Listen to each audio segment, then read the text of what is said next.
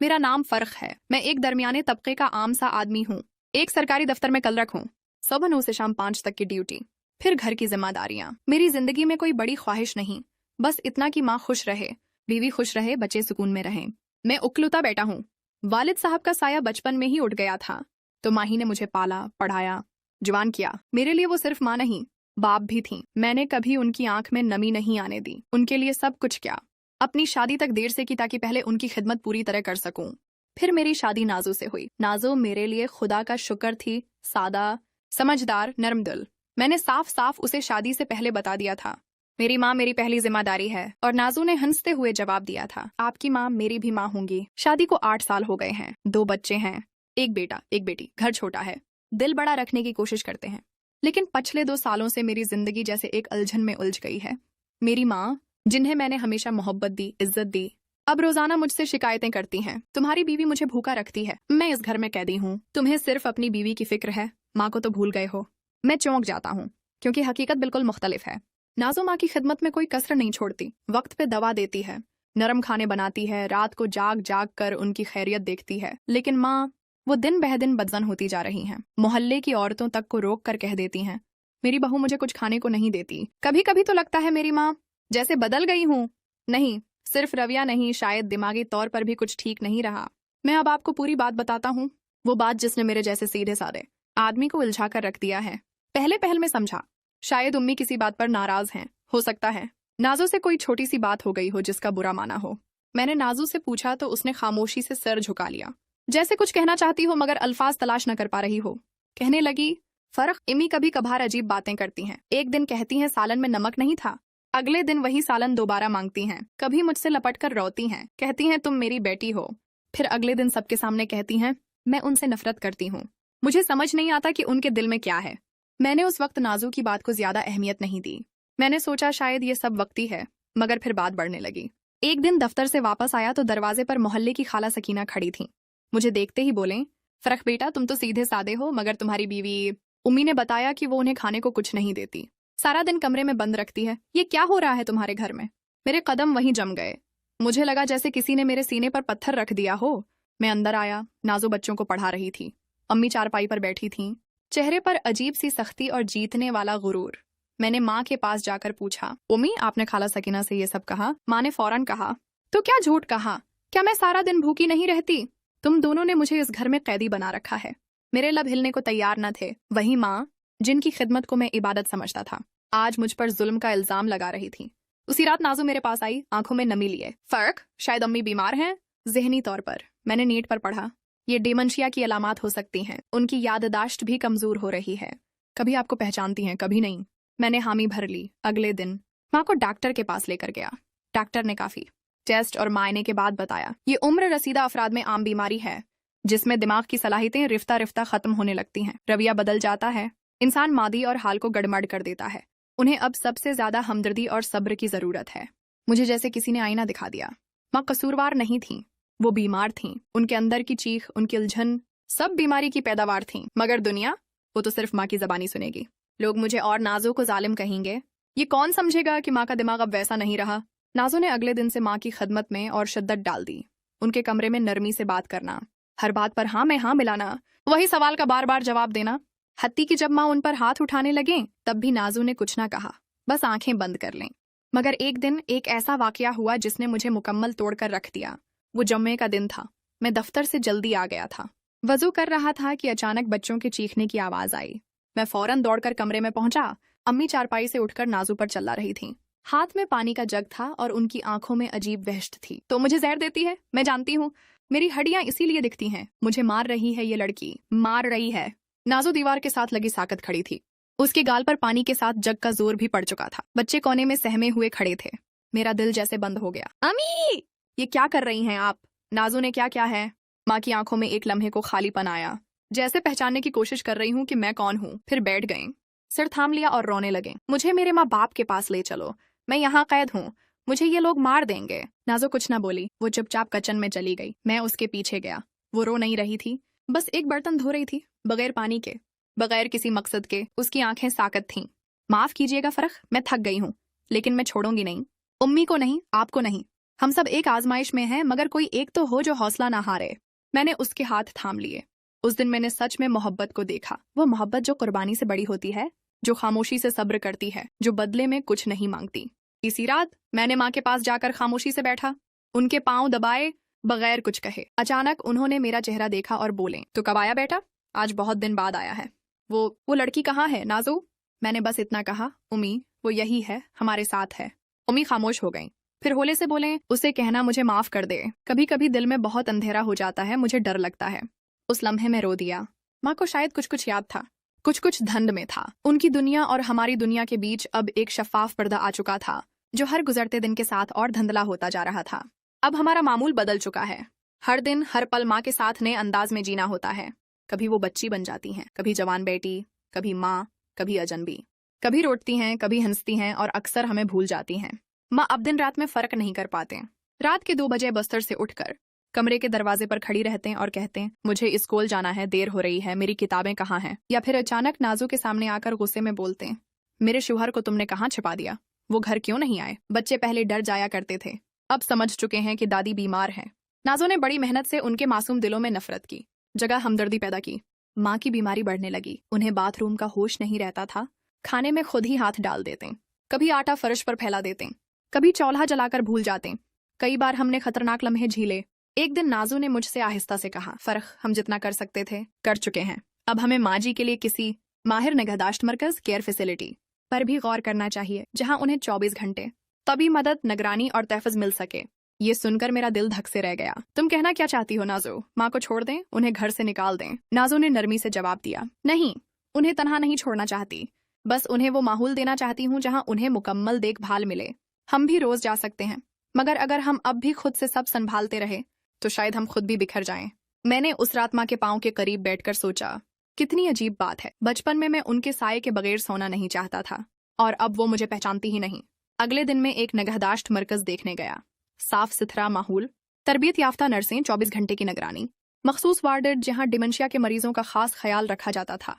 मैं घर आकर दीवार के साथ लगकर काफी देर बैठा रहा। नाजो मेरे पास आकर चुपचाप बैठ गई। फिर मैंने सर हिला दिया। उम्मी के लिए ये कदम शायद मुश्किल है, लेकिन जालमाना नहीं। हमने उम्मी को आहिस्ता आहिस्ता वहाँ के माहौल से आशिना करवाना शुरू किया। नर्स उनसे नरमी से बात करती, उन्हें माजी की बातों में उलझने देती, जैसे वो दोबारा अपना बचपन जी रही हूँ। पहले पहल मारोएं गुस्सा की, लेकिन कुछ ही हफ्तों में उनका चेहरा प्रस्कौन होने लगा। वो अब खुद को कैद नहीं समझते, बल्कि जैसे किसी और जमाने में लौट गई हूँ, जहाँ उन्हें अपनी माँ की गोद की खुशबू आती है, अपने पुराने सहन की मिट्टी का लम्स महसूस होता है। हम हर दूसरे दिन जाते हैं, बच्चे उनके साथ तस्वीरें बनाते। कभी कभी जिंदगी हमें ऐसे मकाम पर लाकर खड़ा कर देती है जहाँ जज्बात, मंतिक और जिम्मेदारी आपस में टकरा जाते हैं। माँ को निगहदाश्त मरकज में रखना एक फैसला था, लेकिन उस फैसले के बाद हर दिन मेरे अंदर कोई एक खलासा बनाता जा रहा था। मैं रोज उनसे मिलने जाता हूँ, उनके सामने बैठता हूँ। कभी वो मुझे पहचान लेती हैं, कभी नहीं। एक दिन मैं गया तो वो सोफे पर बैठी थीं, खिड़की की तरफ देखते हुए बोले, मेरा बेटा अब बड़ा हो गया होगा, कहीं सरकारी नौकरी करता होगा, पता नहीं उसकी बीवी कैसी है, बस ये दुआ है कि वो खुश रहे। मेरी आंखें भर आएं, लेकिन मैंने खुद पर काबू रखा। उनके सामने बैठकर सिर्फ इतना कहा, आपका बेटा खुश है माँ? क्योंकि उसकी माँ की दुआएं उसके साथ हैं। माँ हंस दें, जैसे कहीं दूर से कोई बात याद आ गई हो। तुम भी मेरे बेटे जैसे हो। वो भी ऐसे ही बात करता था। मैंने उनका हाथ थामा, वो हाथ जो मुझे बचपन में थाम कर सड़क पार करवाया करता था, जो बुखार में मेरे माथे पर ठंडा पानी रखता था, जो अपने आंचल से मेरे आंसू साफ करता था। आज वो हाथ लर्ज रहा था, कमजोर था, पर उसमें अब भी एक अंश, एक अपनायत बाकी थी। कभी कभी मैं खाली कमरे में बैठा सोचता हूँ, क्या मेरी माँ की ये हालत उस खिदमत का सिला है जो उसने मेरी परवरिश में दी? क्या उनका बढ़ापा किसी गुनाह की सजा है, या क्या यह निजाम कुदरत है? और फिर मैं खुद से कहता हूँ, फर्क बड़ापा गुनाह नहीं, वो वक्त है जब माँ बाप दोबारा बच्चे बन जाते हैं, जिन्हें न वक्त का पता होता है, न दिन का, न रात का। बस जरूरत होती है किसी सब्र वाले वजूद की, जो इनकी बेरब्त बातों में भी मोहब्बत तलाश कर ले। नाजो अब पहले से ज्यादा प्रसकून है। वो बच्चों को लेकर अक्सर माँ के पास जाती है, उनके बालों में तेल लगाती है, हाथों को गर्म पानी में भगूकर उनकी अंगलियां दबाती है। बच्चे दादी को कहानियां सुनाते हैं और दादी उन्हें अपने बचपन के फर्जी किस्से सुनाकर हंसा देती हैं। कभी कभी माँ एकदम खामोश हो जाती हैं, बहुत देर तक बस एक नुक्ते को घूरती रहती हैं, और फिर होले से कहती हैं, मेरी कब्र कहाँ बनेगी फर्क, मुझे मेरी माँ के पहलू में दफन करना। मैं कुछ नहीं कहता, बस दिल में दुआ करता हूँ, या अल्लाह मेरी माँ को जीते जी वो सुकून दे दे जो वो मरने के बाद मांगती है। मैं समझ रहा था कि नाजो सब्र कर रही है, बर्दाश्त कर रही है, और सच कहूं तो मैं खुद भी शुक्रगुजार था कि वो मेरी माँ के साथ इतनी हमदर्दी से पेश आती है। लेकिन शायद मैं सिर्फ वही देख रहा था जो मैं देखना चाहता था। एक दिन मैं दफ्तर से जल्दी आया, दरवाजा खोला तो माँ घर में मौजूद थी। अम्मी, आप यहाँ? वो हैरानी से मुझे देखने लगे। वो नाजो कह रही थी मुझे कुछ दिन घर में रहना चाहिए, वहाँ शोर बहुत होता है। मेरी सांस रक सी गई। मैं हैरान था। नाजो खुद अपनी मर्जी से माँ को वापस घर ले आई थी। पहले तो मैंने यही सोचा कि शायद उसका दिल पिघल गया है, शायद बच्चों ने कहा होगा, या शायद वो उनकी तन्हाई महसूस करने लगी हो। कई दिन गुजर गए। नाजो माँ की खदमत करती रही, वही खाना देना, दवाएं वक्त पर देना, रात को उनके पास बैठना, सब कुछ। मगर इस बार उसके चेहरे पर वो सुकून नहीं था जो पहले दिखाई देता था, जैसे वो खुद से लड़ रही हो। फिर एक रात जब सब सो चुके थे, मैं सहन में बैठा था। नाजो आई। वो चुपचाप मेरे पास बैठ गई, चेहरा थका हुआ, आंखें नम। मैंने आहिस्ता से पूछा, नाजो मैं एक बात पूछूं, अगर बुरा न मानो? पूछा। उसकी आवाज रुक रुक कर निकली। जब तुम माँ की खिदमत से थक चुकी थी, जब तुम चाहती थी कि वो नगहदाश्त मरकज में रहें, तो फिर अचानक उन्हें वापस क्यों ले आई? वो खामोश रही। फिर एकदम उसके आंसू निकलने लगे। उसने चेहरा झुका लिया। क्योंकि मैं खुद उस तकलीफ से गुजरी हूँ। फर्क क्या मतलब? मेरे अबू के बाद जब मेरी माँ बीमार हुई, कमजोर होने लगी, तो मेरी भाभीियों ने उन्हें बोझ समझना शुरू कर दिया। एक दिन बगैर हमें बताए उन्हें ओल्ड होम छोड़ाएं। मुझे बाद में पता चला। मैं साकत बैठा उसे देखता रहा। अम्मी रोती रहें। उनका दिल टूट गया था। मैं कुछ न कर सकी। मैं उन्हें वापस लाना चाहती थी, लेकिन मेरी शादी हो चुकी थी। हालात इजाजत नहीं देते थे। तब से मेरे दिल में एक चुभन है, एक एहसास जर्म। वो रख गई। फिर बोली, जब तुम्हारी माँ को ओल्ड होम भेजा तो शुरू में मुझे सुकून मिला, लेकिन जब उनका चेहरा याद आता, उनकी आंखें, तो मुझे अपनी माँ का चेहरा याद आता, और यूं लगा जैसे मैं दोबारा अपनी माँ को छोड़ आई हूँ। नाजो की आवाज टूटने लगी। मैंने सोचा अगर अब भी मैं खामोश रही तो शायद जिंदगी भर अपने आप को माफ न कर सकूं। मेरी आंखें भी नम हो चुकी थीं। मैं उसके करीब हो गया, उसके हाथ पकड़े। तुमने बहुत बड़ा कदम उठाया नाजो, और शायद मुझे माँ के लिए वो एहसास तब हुआ जब तुमने मुझे अपने जख्म दिखाए। मैं उस रात बहुत देर तक सोचता रहा। हम दूसरों को कभी कभी महज उनके लफ्जों से परख लेते हैं, मगर उन लफ्जों के पीछे कितने जख्म, कितनी कहानियां, कितनी मजबूरियों का अक्स होता है, ये तब समझ आता है जब हम खामोशी सुनना सीखते हैं। अब नाजो और मैं दोनों मिलकर माँ की खिदमत करते हैं। माँ कभी कभी मेरी माँ लगती हैं, कभी नाजो की। जिंदगी आहिस्ता आहिस्ता प्रस्कून होने लगी थी। मेरी माँ अब पहले से बेहतर थी। उनके चेहरे पर वही नूर वापस आने लगा था जो बचपन में मुझे थपकी देकर सलाया करता था। इनकी जबान पर अब शक्वे कम, दुआएं ज्यादा थीं। और नाजो, वो तो जैसे बदल गई थी। नाजो अब माँ के साथ सारा दिन गुजारती। उनकी दवाएं, खाने का ख्याल, कपड़े, सफाई, सब कुछ खुद करती। मैं देखता तो दिल भर आता।